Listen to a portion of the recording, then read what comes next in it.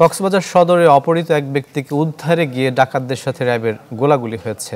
মাঝখানে পড়ে গুলিবিদ্ধ হয়ে প্রাণ গেছে এক কৃষকের। বিষয়টি নিশ্চিত করেছেন র্যাব 15-এর অধিনায়ক HM সাজ্জাদ হোসেন। তিনি জানান যে গতরাতে ক্ষুদ্র ঋণ সংস্থা প্রত্যাশীর অপহৃত এক মাঠ কর্মীকে উদ্ধারে গিয়ে বারুয়াখালীর মুড়াপাড়ায় যান তারা। এ সময় শেরে বাহিনীর প্রধান ফরহাদ ও তার সহযোগীরা গুলি ছুঁড়তে থাকে। র্যাবও পাল্টা গুলি চালায়। এ সময় মাঝখানে পড়ে মারা যান বাইতুল্লাহ খুলু। অপহৃত মাসুদকে উদ্ধার এবং গুলিবিদ্ধ অবস্থায় আটক করা হয়েছে ডাকাত বাহিনীর প্রধান ফরহাদকে।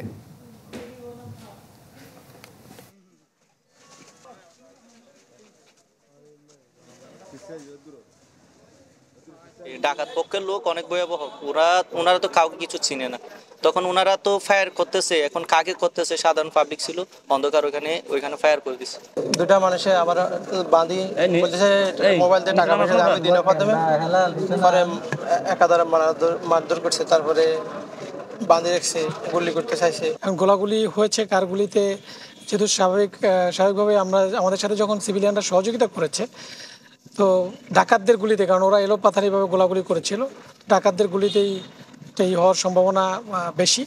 তারপরে এটা ফাইনাল রিপোর্ট এটা বোঝা যাবে যে কি হয়েছে। 1, 2, 3 ঢাকায় জমি জিতে নিন 100% ক্যাশব্যাক সহ 20 কোটি টাকার পুরস্কার।